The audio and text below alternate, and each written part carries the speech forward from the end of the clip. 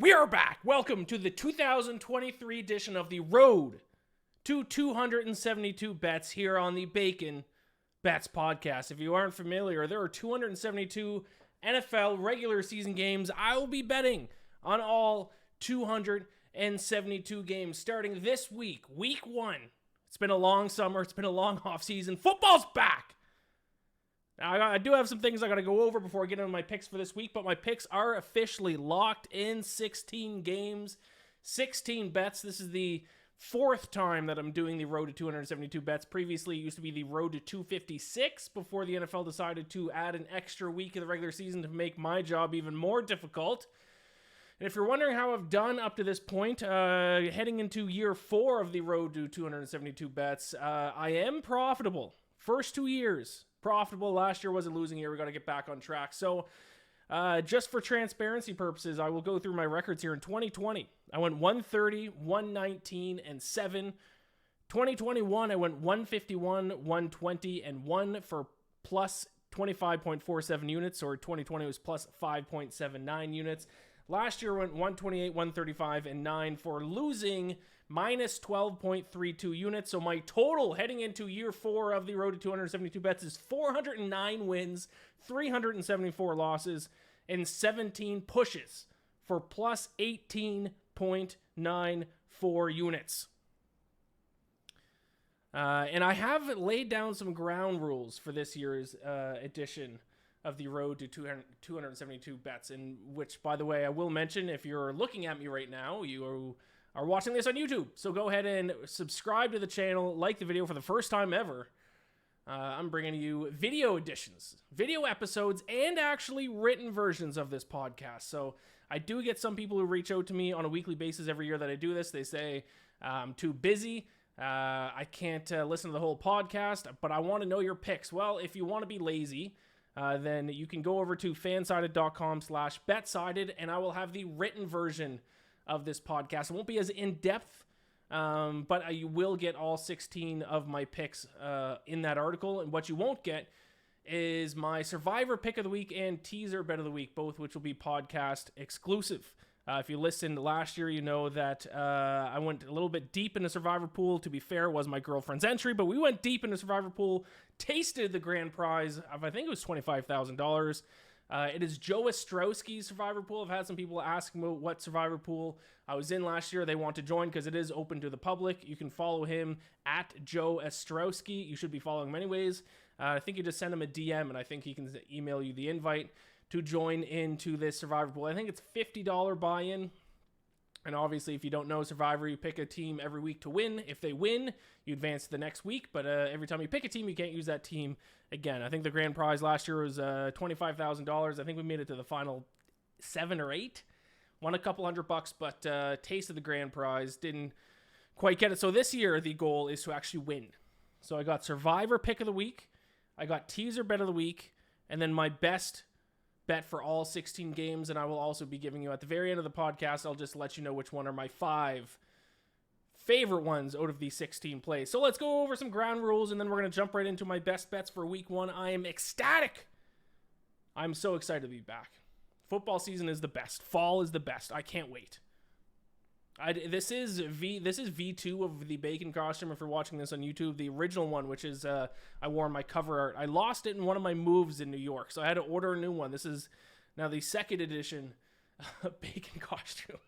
All right, let's go over some rules. Rule number 1 is the most obvious. I will place one bet on all 272 games. There are 272 regular season games. I will bet on every single one. Rule number 2, all 272 bets placed will be 1 unit flat bet. So I'm not betting to win a unit. I'm betting 1 flat unit. No 2 unit plays, no half unit plays, whether it's a favorite, underdog, total, doesn't matter. 1 flat betting unit. I will not tell you what my unit size is. Rule number 3, a bet will be on a spread, total, money line, underdog, or I'm adding this year player prop. Now I have found out a problem with betting on player props is that when I lock in my picks on Monday night, because I do intend on recording these podcasts Monday night and releasing them Tuesday morning, player props aren't widely available for that week's games. So I have no player props week 1. I don't know how I'm going to address this issue. I don't know if maybe once the season gets rolling, they'll release player props with lines. I doubt that's going to be the case. Maybe I'll just have to say I'm going to take like an over on a rushing total, and then whatever that total ends up being is what I'm going to have to roll with. I don't know. I'm going to have to revisit that. But main part of that rule is no money line favorites. So I can bet on favorites, obviously, to cover the spread. I will not be betting on any favorites on the money line. That's cheating. That's an easy way out. Rule number 4, I must place at least one money line underdog bet each week. Rule 4.5, as an ambulance goes by or a cop or something, you're going to hear sirens in the background. I live in New York City. It's all part of the fun. Rule number 5, all bets will be placed at regulated sports books. This is a little bit of a new rule as well. Last few years, I was placing some bets at offshore books. That gets a little bit, I don't want to say sketchy, but people DM me and they'll ask, hey, you got a good line or got good odds, where'd you get that bet at? And I have to try to direct them to an offshore sports book. I don't want to do that. So I'm limiting myself to regulated sports books, and I'm limiting myself to regulated sports books in New York. That is the state that I currently live in. So those are the sports books I have at my disposal. Those are, off the top of my head, BetMGM, DraftKings, Caesar Sportsbook, FanDuel, PointsBet, BetRivers, WinBet, I think. No Bet365, that's not available in New York. For the formerly known as Barstool Sportsbook, now going to be ESPN Bet. That's not in New York. So some of the regulated sports books I do not have access to. I'll be using the ones that are regulated in New York. Rule number 3, all bets will be tracked on my BetStamp account. If you download the app BetStamp or go to the website, you can follow me at Iain MacBets, same as my Twitter handle, IAINMACBETS. Those are all verified. When I lock in my bet, I click it on the BetStamp app. The only thing is you won't be able to see my verified bets until after the week concludes. That way you have to at least consume some of my content in order to get my picks. You can't just go to my BetStamp account. But they are all placed at the same time I actually place them, and it will show that after the game is completed, it then shows all the bets kind of in hindsight and whether they won or lost. So you can track my bets. You can look at my record and everything there over on my BetStamp account. And I do want to say a disclosure. I'm not a professional bettor. I know a lot of people out there in the sports betting space. A couple of them are professional bettors. Most of them who claim to be professional bettors are not. That's very easy to tell. I'm not going to be one of those people that's going to claim that I'm a professional bettor. I don't. My income is not based on whether I win or lose. I bet for entertainment, and I do bet to try to win, but really my goal is to walk away not down money. If I can walk away even at the end of the season, then in my opinion, that's free entertainment, because I bet because it makes it more fun to watch the games. I enjoy handicapping games and trying to bet on the right side of it. And if through a whole season long, if I can get from start to finish without losing money, then basically I just got myself free entertainment. So I'm not a professional bettor. I do want to make that clear. Never try to claim I'm a professional bettor. I'm not. What else do we got here? I think that's it. I think I've gone through the necessary disclosures. I've told you the rules. I've told you my past records. I've told you where you can track my bets. All 16 week 1 plays are locked in. Let's get into it. It is time for the NFL week 1 of the 2023 NFL season. Road to 272 bets. Let's get it started. I'm not a state. I'm a monster. No, Lisa. The only monster here is the gambling monster that has enslaved your mother. I call him Gambler, and it's time to snatch your mother from his neon claws. All right, let's get it rolling here. Don't worry. I'm not going to force you to look at me in a bacon costume for the entire show. That was just for the intro. Maybe that'll be my intro costume throughout the season. We will see. But let's start with NFL opening night. I can't wait. As I'm recording this Monday night, so we're 24, 48. Oh boy, 96 hours away from the start of the. I definitely didn't do that math correct, but we're a couple days away from the opening kickoff of the season. I can't wait. We got Kansas City Chiefs, we got Detroit Lions, and I actually think this is one of the toughest games of the opening weekend slate to handicap. I went back and forth on this one a number of times. I looked at the total. Like I said earlier, I couldn't really find player props to bet. So I did settle on a side. And I'm going to go with the Chiefs -6. -105 for my first bet of the 2023 season. The road to 272 bets begins with Chiefs -6.5 at -105. Now, if you have listened to past editions of the road to 272 bets, you're probably aware that I do generally bet against the Chiefs more than I bet on them because they have been a subpar spread bet. If you aren't aware, yes, they've won Super Bowls. Yes, they win a lot of games, but actually dating back to 2020, they're only 26, 32, and 1 against the spread. They're actually not very good at covering the spread, so you shouldn't be afraid to bet against the Chiefs when it comes to a spread bet. And I do want to mention it's week 1, so I don't have any stats from this season obviously to go off of. It makes week 1 very difficult. So really week 1 is based on kind of my off-season evaluation of these teams. And a couple of other factors. So I am going to repeat some things that I said in my NFL season preview episode of the podcast, which you can go back and listen to. I released about a month ago, I think it was at the start of August. I apologize for that, but usually I'm a stats guy, but week 1 of the season, we don't have any stats to kind of go off of here. Now, the Lions had the worst defense, in my opinion, and backed by a lot of metrics last season.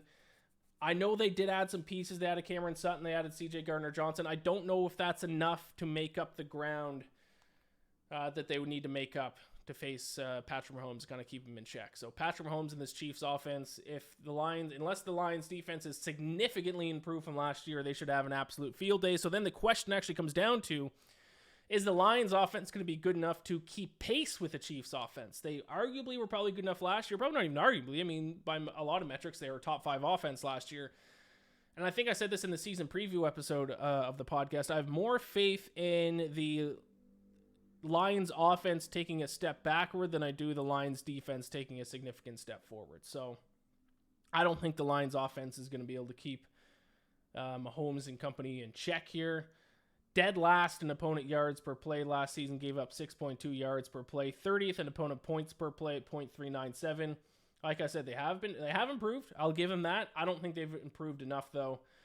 I think the 6.5 point spread is going to scare a lot of people. And also, generally, my strategy in week 1 of the season is I'm going to be betting against teams that I think the hype around them kind of got out of hand throughout the offseason. I'm going to bet on teams who, whatever the opposite of hype is, kind of got out of hand as well. So I think the Lions is one team that I think the hype has kind of gotten out of hand a little bit with this team. So I'm going to take the Chiefs -6.5. Did get -105 odds on that as well. I will say it's not going to move. At this point, the opening lines for week 1 are not going to move unless there is a major injury. Throughout the season, because I'm going to be recording on Monday night, we're probably going to see movement between Monday and Sunday. I will usually let you know what I would play a spread to. In this case, like I would say, if it goes to 7.5, I wouldn't play the Chiefs. But unless, a major Lions player gets hurt or something, it's not going to move to 7.5. So Chiefs -6.5, -105 for the first bet of the road to 272 bets. Moving on to Sunday's slate, we're going to move on to the Ravens against the Texans, the biggest spread of the week. You might think I'm going to back the Texans here to cover a double-digit point spread in week 1, but no, I'm actually going to take the Ravens. Laying double-digit points is scary in week 1 because you don't really know what each team is. Crazy things happen in week 1. There usually is one huge upset in week 1, but I don't care because I think this is an absolute nightmare matchup for the Texans in week 1 because don't forget they have a rookie quarterback starting, C.J. Stroud, and they have a rookie head coach in D'Amico Ryans. So they go up against a team that has always done, at least under Jim Harbaugh, they've always done well in week 1, actually dating back to Harbaugh's debut with the Ravens in 2007. 11-4 against the spread in week 1 since taking over as the Ravens head coach. So they've historically always done extremely well, and a lot of those were big wins too, double-digit wins. So then you have C.J. Stroud, who did not look good in preseason, has to go up against a defense that I think is going to be a top 10 defense, at worst a top 10 defense, potentially a top 5 defense in the Ravens. And then you have a head coach making his pro debut against one of the very best head coaches in the NFL, one who specifically does well in the opening week of the season. So I think it's a bad matchup for the Texans in week 1. I like the Ravens. I'm not going to be too afraid here of laying double-digit points. I'll take a -10, -110 against the Texans. Moving on to my beloved Atlanta Falcons, who it's a new age. It's a new era for the Atlanta Falcons. This might have been the toughest game for me to decide who to bet on because I try my very best to leave my biases out of my picks. I wanted to take the Falcons. I thought a 3.5 point spread is a tough number to back, though. Like, if it was less than that magic number of 3, then yeah, sure, I would take the Falcons. But at 3, not just 3, but 3.5. But then you got Bryce Young. How is he going to look in his professional debut here in the regular season? So I'm doing what I probably shouldn't do, and I'm going to bet on the total. And for those of you who haven't listened the past few years, I'm not good at totals. That's one of the reasons why I added player props in as a possibility this year, because I've not done well in totals at all. I do much better betting underdog money lines and spreads. But I just can't. I could not decide which side of the spread I like, and I actually do like the total here. In this one, I like the under. Under 39.5 at -110 between the Panthers and the Falcons. I've been hyping up the Falcons all season long. I will admit that. So you would think because I hyped them up so much that I'd be willing to back them to cover a 3.5 point spread, but it's a tough one. That number is tough. Not only do we have unknowns with how Bryce Young is going to perform, but even though we saw him 4 times last year, a couple of unknowns with Desmond Ridder. Now, one thing, though, that I will say when I was hyping up the Falcons on my podcast, on various radio shows and other streams and podcasts over the offseason, is the additions that they made on defense. They didn't go out and sign the sexiest, shiniest free agents on defense, but they got some guys that are going to fill in some gaps to fix a unit that was one of the worst in the NFL last year. Most notably, kind of one sexy name, Jesse Bates, safety from the Bengals. That was a huge signing for them. But then other guys like Bud Dupree, David Onyemata, Calais Campbell, they got some nasty vets, some proven players to plug in a lot of gaps they had on the defensive end. So I think their defense is going to be much improved this year. And then the Panthers defense did not do well in the second half of the season last year, but I still think the Panthers defense is a very underrated unit, maybe even underperformed last year. So I kind of like both defenses for both teams. I don't have a lot of faith in Bryce Young coming out hot. And then the Falcons offense, we know they're going to run the ball a ton and probably kind of ease Desmond Ridder into the season. That should lend towards them killing clock a little bit. So I'm going to take the under 39.5. I think it's going to be a little bit of a defensive battle between the Panthers and the Falcons. Moving on, we got another NFC South team. We got the Buccaneers playing in week 1 against the Vikings. The fraudulent Vikings. So I actually said on the preview show that I felt last year the Vikings underperformed and overperformed at the same time. But in this game, a 6 point spread, too much for me to lay. I'm going to take the Buccaneers +6 at -110 in this one.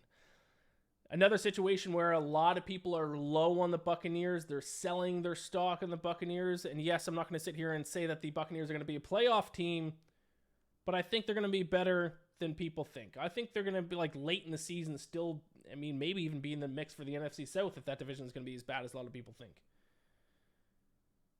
I'm going to say something crazy. I don't think Baker Mayfield is a massive drop-off compared to last year's version of Tom Brady. Now, you're going to hear that and you're going to say, Ian, you think Baker Mayfield's almost as good as Tom Brady? No, I don't. Let's call it like it is. There's a reason Tom Brady retired. He didn't have it last year. He played well. They threw the ball a ton, so his stats look pretty decent. But he missed a lot of throws last year. Baker Mayfield, I will say I'm a Baker Mayfield apologist. I like Baker Mayfield. I don't know why, but I still think in the right situation he can succeed. I don't think you go from the last year's version of Tom Brady thinking the Buccaneers are a Super Bowl contender to just because now that they have Baker Mayfield think that they're going to be the worst team in the NFL. They're going to be worse, yes.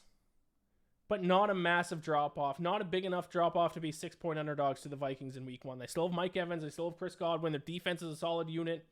Most notably, they ranked 9th in the NFL last season in opponent yards per pass attempt. And the Vikings defense, let's not forget how bad that unit was last year. Now, I do think the Vikings defense is going to get a lot better because they got Brian Flores in, arguably the best defensive coordinator in the NFL. But this is the defense that ranked 30th, third last in the NFL last year in opponent yards per play. Not good. If you're going to rank 30th in opponent yards per play, I'm not laying 6 points on you in week 1 the next season. So I will take the Buccaneers +6 in their week 1 game against the Vikings. Next up, we got an AFC South battle. I feel like these two teams play every single year in week 1. A couple of years ago, the Jaguars won, I believe it was one game all year. I think their only win was in week 1 against the Colts, if I remember correctly.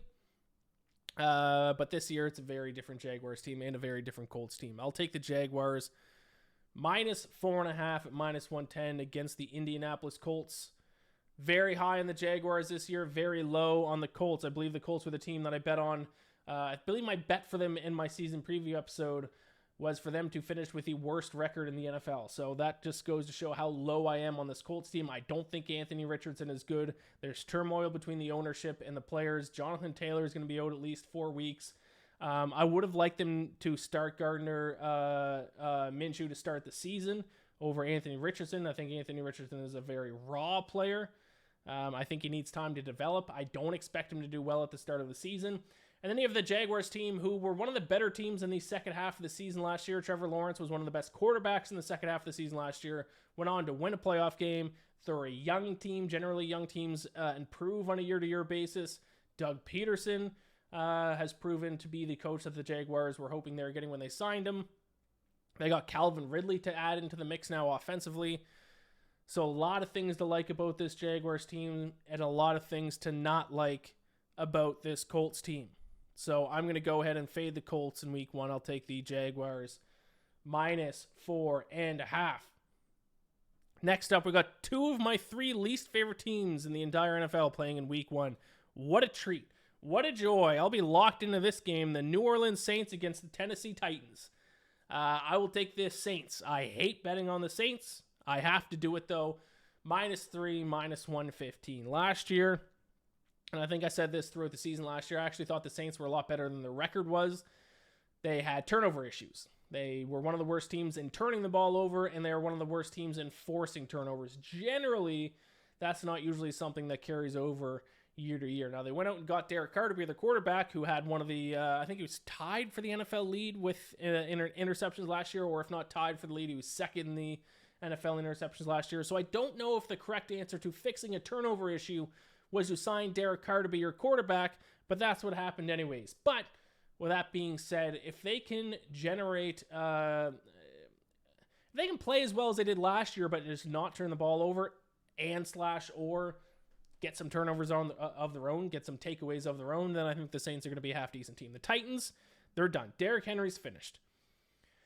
They're still going to hand him the ball 25 times a game, but he averaged 4.4 yards per carry last year, 4.3 yards per carry last year. He's not the same Derrick Henry. You just can't carry the ball a million times a season, 6 years in a row, and expect to have the same production. And now they have nobody to throw to. DeAndre Hopkins is washed. He's going to be the new Julio Jones over there. They still got Ryan Tannehill throwing the ball. I don't know how the Titans score. I will back the Saints in this one. -3 at -115. Moving on, plug your nose, ladies and gentlemen. This is the ugly, stinky bet of the day. This is the plug your nose and just jump into it and see what happens. I'm going to take the Arizona Cardinals +7.5 against the Washington Commanders. But like I said at the start of this episode, or at least when I started breaking down the picks here, week 1, in my opinion, a lot of it is underreacting to overreactions and overreacting to underreactions, if that makes any sense at all. We have listened all offseason about how bad the Cardinals are going to be. Oh, they're going to have the first overall pick. Oh, Kyler Murray's not there. Oh, they released Colt McCoy. Oh, they're purposely tanking. We even saw their win total recently go all the way down to 3.5 at some books. All of this has happened since the last time that we saw them actually play a game. Now, are they going to come out and be a playoff contender? No. Are they going to come out and win this game? I mean, that would be a stretch as well. But now we're talking about a spread of over a touchdown. Not just a touchdown, over a touchdown. 7.5 points against the Washington Commanders with Sam Howell. I don't know if the Washington Commanders with Sam Howell and Ron Rivera quarterback, one that had their own controversies in the preseason. Apparently, the Eric Bieniemy and the players don't get along. That's not a good sign. Ron Rivera threw his own offensive coordinator and his own players under the bus. That wasn't good. Now, all of a sudden, you're going to make them 7.5-point favorites? I don't think they should be 7.5-point favorites, even if the Cardinals end up being the worst team in the NFL. I still think this is an overreaction to the spread. I know Joshua Dobbs is probably going to start for the Cardinals. He's only been with them for 2 weeks by the time he starts. The Commanders seem too obvious, don't they?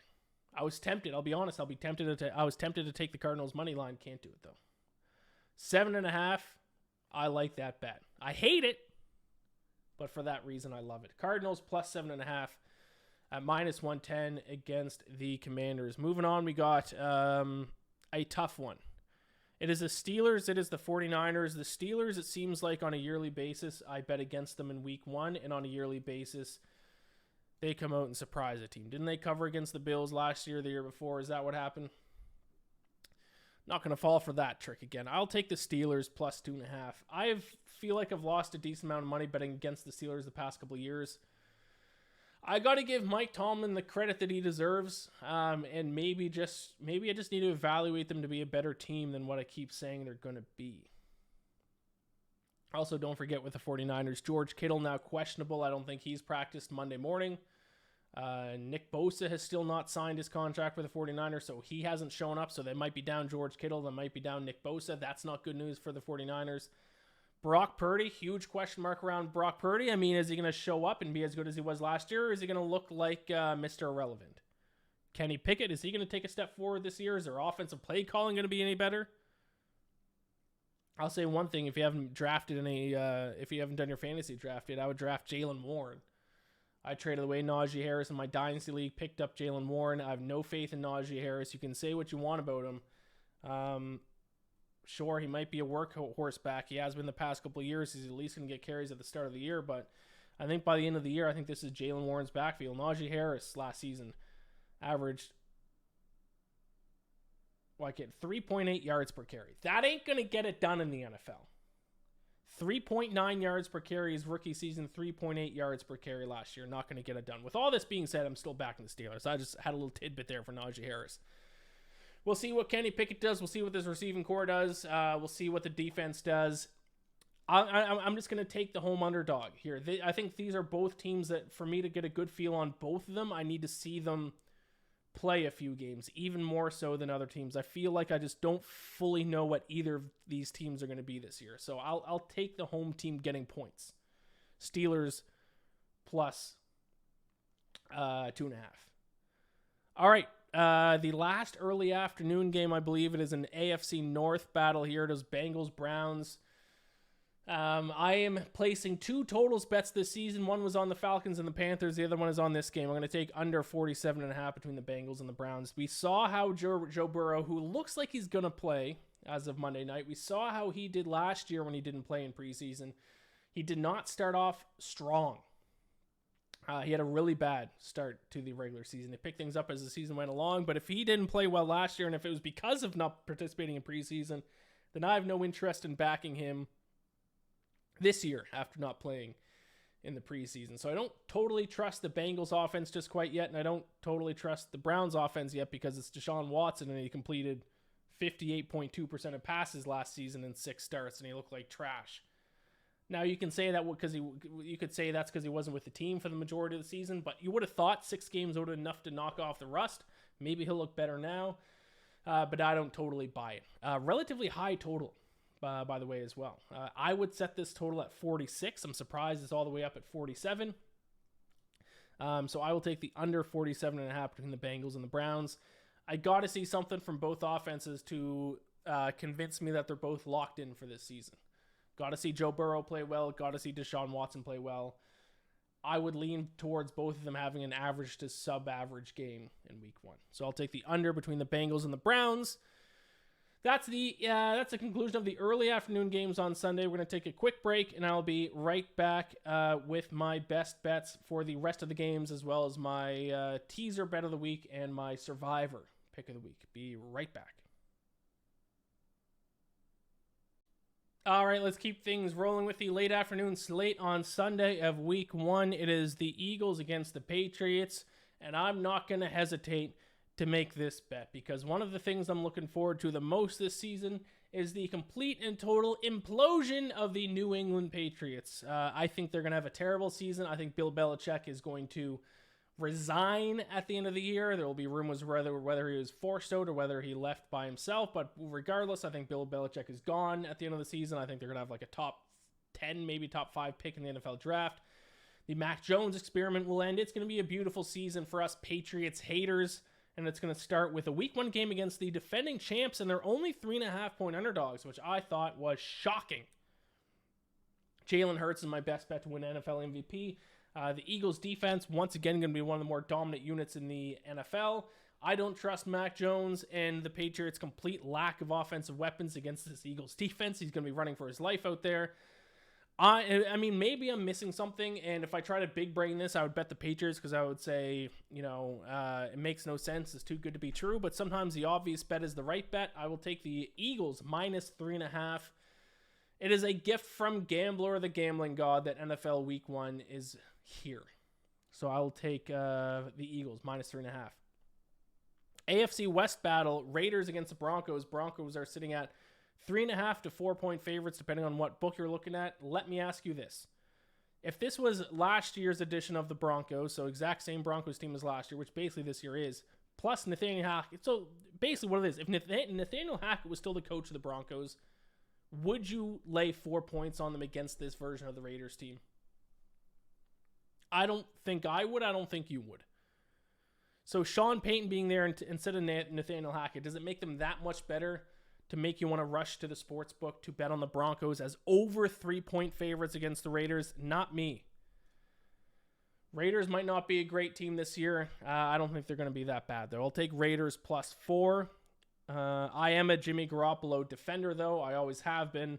I got to back my guy in Las Vegas and hope for the best. Also, Max Crosby on defense. He's my bet to win Defensive Player of the Year. Tyree Wilson. I don't know. Is he going to be playing Week 1 or not? I don't know. I think so.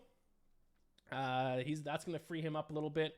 They still got some weapons on offense. Josh Jacobs, Devontae Adams, Hunter Renfrow. They have some weapons offensively. I think Jimmy Garoppolo will be fine in that role. And until I see the Broncos, the version of the Broncos that everyone is saying is going to show up now that Sean Payton is their head coach, if I see it in Week 1, then I'll be like, okay, and then my mind will shift and start looking at the Broncos differently. But until I see that, I still have to look at this Broncos team like last year's Broncos team.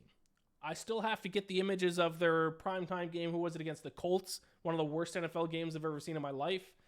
I have to, think about Russell Wilson thrown to no one. I can't get those images out of my mind until I see something different. So I'm going to take Raiders plus 4. I just have no interest in laying 4 points on this Broncos team. A nightmare situation would be laying 4 points on this Broncos team, watching their game against the Raiders, and then seeing the exact same team that we saw last year, and then thinking that I'm an idiot for laying points on them. I'm not going to do that. Give me the Raiders plus 4. Minus 105. Dolphins, Chargers. Love the Dolphins last year. I think Tua does not get the credit he deserves. We'll see if he can stay healthy, but people forget Tua Tagovailoa had the 3rd highest QBR in the NFL last season behind only Josh Allen and Patrick Mahomes. 1st in quarterback rating amongst all quarterbacks who played in at least 10 games. I say that because he was 2nd behind Brock Purdy. Brock Purdy played 9 games, so if you include all quarterbacks, he was 2nd. If you say you had to play in 10 games, he was 1st in quarterback rating. Why do people think Tua stinks? Don't know. Their defense has improved, and this Chargers defense, don't forget, allowed 5.4 yards per carry on the ground last season.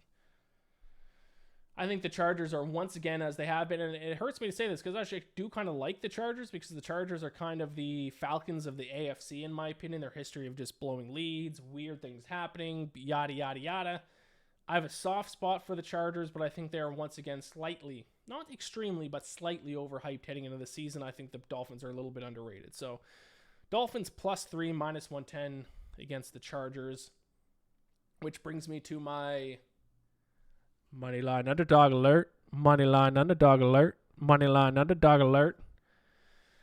My big upset of the week for week 1 of the 2023 NFL season. I'm going to take the LA Rams plus 200, 2-1 to beat the Seattle Seahawks. They are 5-point underdogs or 5.5-point underdogs, depending on where you look. I'm saying screw the points.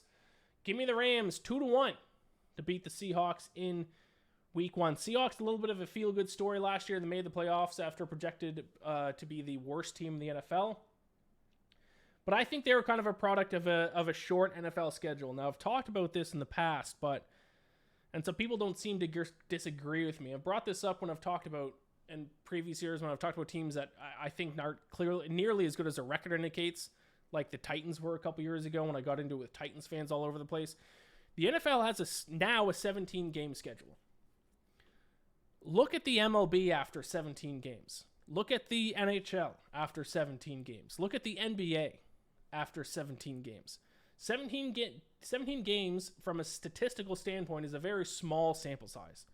Because of that, we have teams who make the playoffs who actually aren't really that good, and you have teams that miss the playoffs that actually probably should be in the playoffs, because that small of a sample size, if you have 2 or 3 games kind of go your way, coin flip games go your way, games that, maybe there's a referee call here, a bad turnover here, kind of go your way. If you get 2 or 3 of them go your way, that's all you need. That completely flips your season.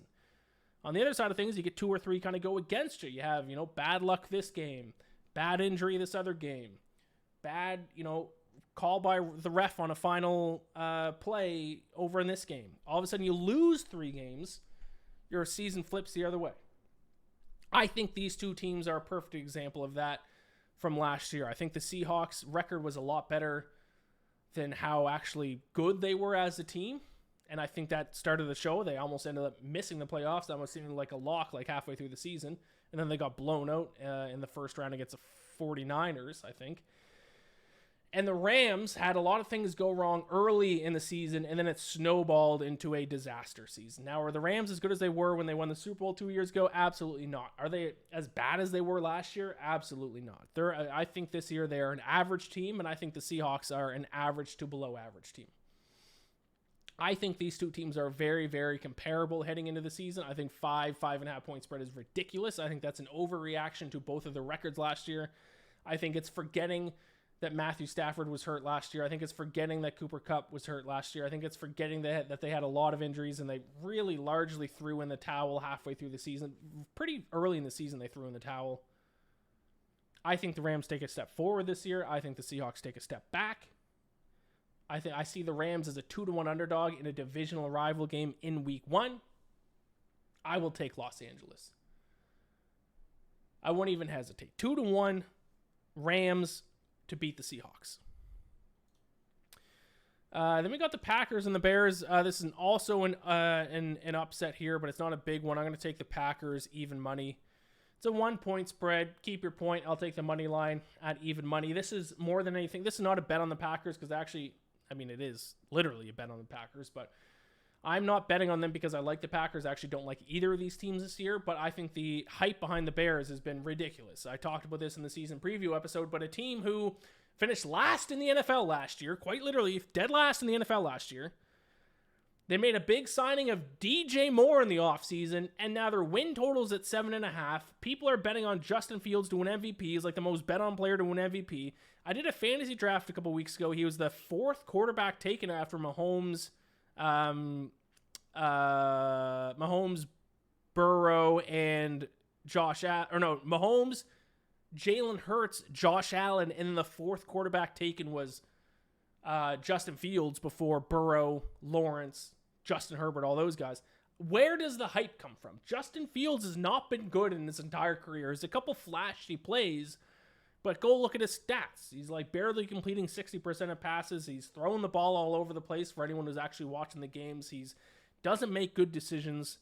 I don't believe in their coaching staff. I don't believe in their offensive line. DJ Moore is a good receiver, but that's not going to all of a sudden improve this team by 5. With their win total 7.5. To beat their win total, they don't have to improve from last year by 5 wins. Where are those extra 5 wins coming from? It has made me so upset that the Bears are this overhyped that now I'm forced to bet against them in week 1. So I'll take the Packers even money on the money line. Sunday night football. Right here in New York, I should say, I guess East Rutherford, so actually across the Hudson River. The Giants hosting the Cowboys. I will take the Giants plus 3.5 at minus 115 in this one. I was a big Giants hater last year. I didn't think they were as good as the record indicated, and they weren't. I don't really know if you can argue that. But what you can say is they did get a good coach. Brian Daboll, I believe he won Coach of the Year. Very good NFL coach. Definitely a much better coach than Mike Yes Man McCarthy. And I actually do like some of the moves that the Giants made this offseason. I do think the Giants became a better team. I don't know if the Cowboys became a better team. I don't know what to think about Dak. Dak took a significant step back last year. He made a lot of poor decisions, a lot of turnovers, a lot of interceptions. I just don't really have a lot of desire to lay 3.5 points on the Cowboys on the road in week 1. I don't know. I'd rather bet on the team getting 3.5 points, who's better coached, who's at home, who has some momentum after last year. Big step forward last year. They have to feel good about their season. I'll back the home underdogs. Listen, if it's 2.5, I'd probably take the Cowboys. 3.5, I'll back the home team and hope it's at least a close game. Which brings me to East Rutherford, the Meadowlands here. Get back-to-back primetime games to start the season. I didn't even notice this until I was making my bets earlier today. They host Sunday Night Football, and then the next night, Monday Night Football. It is the Bills against the Jets. It is by far the game of the week. A lot of hype coming on the Jets after they signed Aaron Rodgers. This Jets team who I bet on to win the Super Bowl, I think, at one point last year, like 100 to 1. Just because their defense was so damn good. Now they got a quarterback. They hope. And Aaron Rodgers. But it's a 2.5 point spread. That's not enough points for me to back the Jets. I'm going to take the Bills here in week 1. Minus 2.5 at minus 110. I think the hype around the Jets has gotten a little bit out of control. I love their defense. I like Robert Salah. I like this team in general. I don't know if Aaron Rodgers can return to his MVP form or even get close to it. I don't know, because he wasn't good last year. I talked about earlier how much Tom Brady wasn't that good last year. Aaron Rodgers was even worse last year. Now, was that the Packers? Was that him? Was that just a bad year? I do not know. If it was over 3.5 points, if the spread was over the magic number of 3, I'd consider the Jets or consider the under or something. But it's 2.5. We have a Bills team that is a proven good team that we know will be in the playoffs, that will probably win the AFC East, a team that had the highest average scoring margin in the AFC in the regular season last year at 8.6, plus 8.6. That's right, higher than the Chiefs, higher than the Bengals. Plus 8.6 they had for their average scoring margin last year. The Jets, I don't think the Jets, even if they have a good season, I don't think they're going to come out hot. I think Aaron Rodgers is going to need a little bit of time to mesh with his new receivers, even though I guess half of them are from the Packers anyways. It's just not a situation to me that lends coming out of the gates hot. It's a situation to me of, in my opinion, if the Jets have a good season, it's going to be because they get better as the season goes on. This is a tough spot for them in week 1 against the Bills. I'll take the Bills. Minus 2.5. So there you have it. Or am I missing a game? Bills, Giants, Packers, Rams, Dolphins, Raiders, Eagles. No, that's it. 16 games, NFL Week 1. Actually, since I'm reading through them, let me just quickly recap them. I'll give you my 5 best bets, my teaser bet, and my survivor pick for this week, and then we'll get out of here. Starting from the top.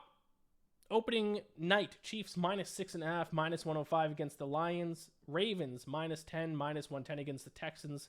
Panthers, Falcons under 39.5. Buccaneers plus 6 against the Vikings. Jaguars minus 4.5 against the Colts. Saints minus 3 against the Titans. Cardinals plus 7.5 against the Commanders. Steelers plus 2.5 against the 49ers.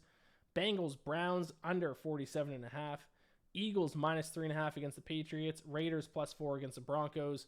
Dolphins plus 3 against the Chargers. Rams plus 200 on the money line against the Seahawks. Packers plus 100 on the money line against the Bears. Giants plus 3.5 and Bears minus 2.5. My 5 best bets for the week. Now, if your strategy is to just tail my best bets for the week, not necessarily a good strategy. In fact, I think the last 2 years, my overall win percentage was actually better on all of my bets than they were on just my best bets. So what I actually would recommend you do is to just, if you want to tail 5 bets, tail the ones that you agree with the most. But I say that every single time, and still I get people messaging me wanting my 5 best bets. So here they are. Ravens -10, Buccaneers +6, Jaguars -4.5, Eagles -3.5, Giants +3.5. Or if you take Rams on the spread against money line, you can toss in Rams instead of the Giants. So then it'd be Ravens, Buccaneers, Jaguars, Eagles, Rams. Ravens, Buccaneers, Jaguars, Eagles, Rams. So if you're in a pick'em contest, those would be the 5 I would go with. Teaser of the week. Now, the obvious teaser that you're going to see all over the place on social media this week is going to be, part of it is, the first one half of it is going to be take the Chiefs down from 6.5 down to basically -0.5, basically a pick'em. I'm not going to do that because I'm going to try to keep my teasers to Sundays and Mondays games, because for people who only listen to this on Friday, Saturday, or Sunday morning, I don't want you to not be able to play the teaser because that game has already happened. So my teaser of the week, I am going to take the Packers from +1 up to +7. Reminder for teasers, you want to cross key numbers. Key numbers being 3, 7, 6 is kind of a key number. Now the extra points are a little bit harder to get. 10 is a bit of a key number, but the main one's 3 and 7. By taking the Packers from +1 to +7, we are crossing the magic number of 3, and we are getting to the magic number of 7. So I like Packers up to +7 against the Bears, and then Rams from +5.5 up to +11.5, crossing the key numbers of 6, 7, and 10 with the Rams against the Seahawks. So Packers +7, Rams +11.5 is my 6-point teaser of the week, which leaves me with my Survivor pool. Obviously, we have all the teams to choose from. It is a new season of Survivor. If you don't know Survivor, once again, you pick one team to win each week. Point spreads don't matter. If that team wins, you advance to the next week in your pool. Some pools will have it where if you lose, you can buy back in for the first couple weeks. Some pools will have it where you got to pick 2 a week, or usually that's later on the season. You might have to pick 2 in a week. Regardless, it's week 1, so you got everyone. I'm going to make the most obvious choice in week 1. I'm going to take the team that is favored by the most points. I'm going to take the Ravens over the Texans in week 1 for a few reasons. Number 1, as I mentioned, for why I'm betting on the Ravens to cover as well, is Harbaugh is great in week 1. He has a cover rate of, 11-4 against the spread. John Harbaugh. I have watched football for the past 20 years. For some reason, I still can't convince myself that I'm going to say the right John. John Harbaugh is the Ravens. Jim is Michigan. Great in week 1. He's a great coach in week 1. Has always done fantastic in week 1. Texans in a tough spot in week 1 with the rookie head coach and a rookie quarterback. Week 1 is unpredictable because we don't know what teams are going to look like. We don't have any stats to base our picks off from this season. So this might be a week that you might just want to take the obvious pick.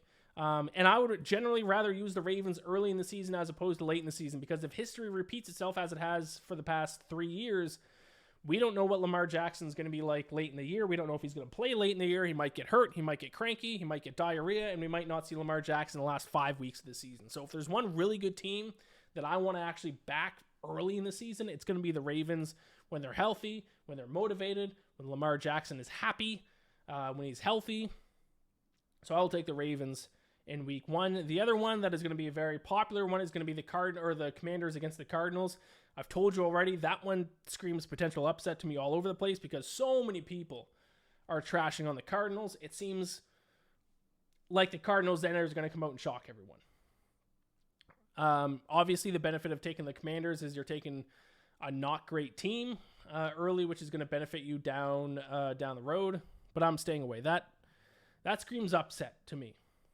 Some other dark horse possibilities. If you don't like the Ravens, if you listening to me and don't want to take the Commanders either, you could take Saints over the Titans. I kind of like that. You could take Falcons over the Panthers. Kind of like that. You could take the Packers over the Bears. Kind of like that as well.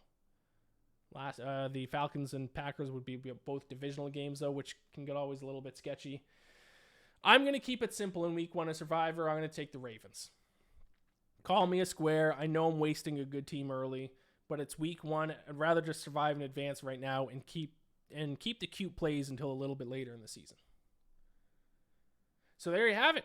This has been NFL week 1 of the road to 272 bets for the 2023 NFL season. We got a long road ahead of us. It is a grind, but we are sitting at 0, 0, and 0 for 0 units. I would like to get off to a strong start.